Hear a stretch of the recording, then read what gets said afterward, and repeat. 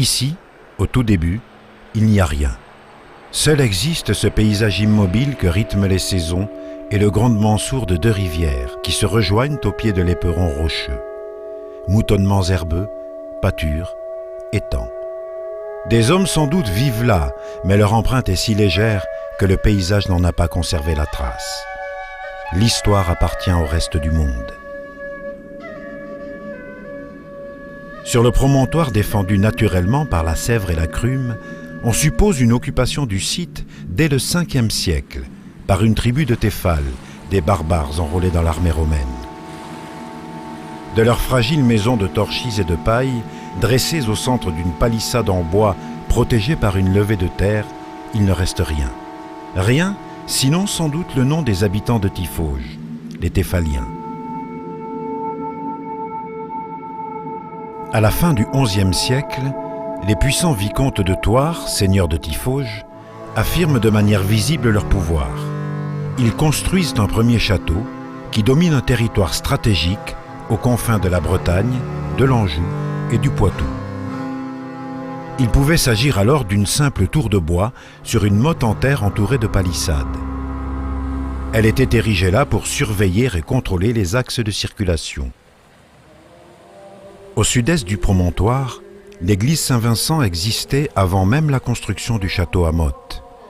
Ce petit édifice qui date de la fin du XIe siècle et surmonte une crypte à 3 nefs est actuellement le plus ancien témoignage visible sur le site. Dans les années 1100, des moines sont présents puisque l'église Saint-Vincent devient prieuré. 50 ans plus tard, ce dernier est transféré dans le bourg qui commence à se développer autour de ses deux paroisses, Notre-Dame et Saint-Nicolas.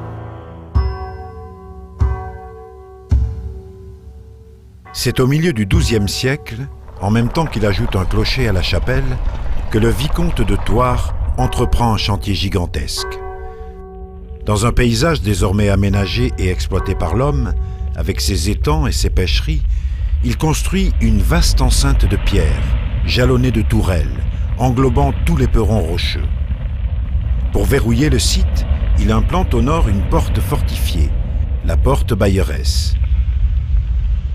Au sud, face au bourg, il complète son dispositif par une tour carrée à 3 niveaux superposés, le donjon.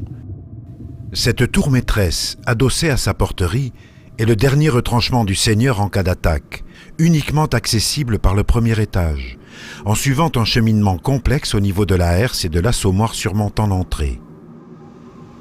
Ce premier château de pierre, avec son enceinte, son donjon et sa porterie, fixe pour toujours l'emprise du site de Tiffauges. Au XIIIe siècle, Tiffauges devient un enjeu essentiel entre la France et l'Angleterre pour la possession du Poitou. Pour répondre au progrès de l'artillerie, qui multiplie les engins de jet, on ajoute sur l'enceinte de puissantes tours rondes, elles-mêmes précédées de défenses palissadées, étagées dans la pente. Très débordantes et creuses, ces tours deviennent de redoutables postes de tir en avant de la muraille. Leurs longues archères protègent l'enceinte sur 2 niveaux, alors qu'au sommet sont installés des hourds, ces galeries en bois placées en porte-à-faux et qui surplombent les assaillants. Au sud, on complète la protection de l'ancien donjon roman en dressant contre sa porterie la tour du Pertuis. Cette imposante construction polygonale à 2 niveaux d'archères est surmontée d'un chemin de ronde crénelé pour renforcer la protection de l'entrée.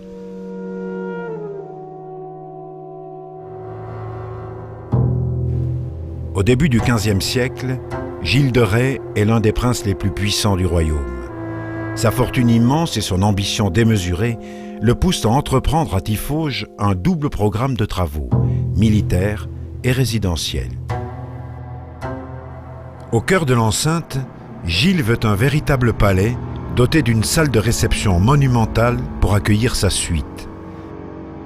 Autour d'une cour fermée, il dresse un logis en équerre à haute toiture d'ardoise. L'ancienne tour maîtresse romane est également l'objet de toute son attention. Il la ceinture d'un chemin de ronde sur machicoulis, lui ajoute un étage et la transforme en résidence confortable avec de nombreuses cheminées et de larges fenêtres. Mais ses travaux vont beaucoup plus loin. Il détruit une partie de la chapelle, creuse des fossés et construit une tour carrée et des murailles pour isoler totalement le donjon à l'intérieur de l'enceinte.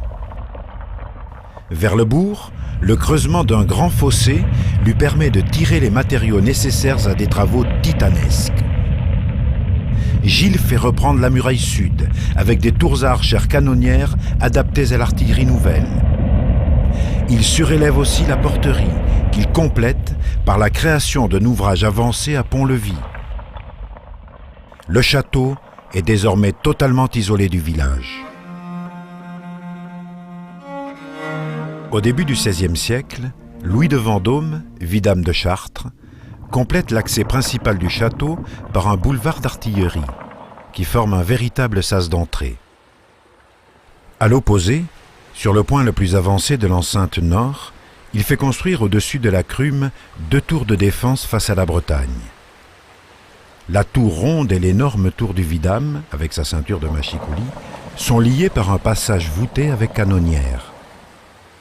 En contrebas, et complétant ce système de défense, une digue barre le lit de la rivière. Cet ouvrage, qui possède un passage couvert vers la rive nord de la Crume, permet également d'inonder la vallée au pied des murailles. Dans la seconde moitié du XVIe siècle, pendant les guerres de religion, le château subit destructions et transformations. Le donjon est décapité, totalement rempli de terre, pour être transformé en plateforme de tir.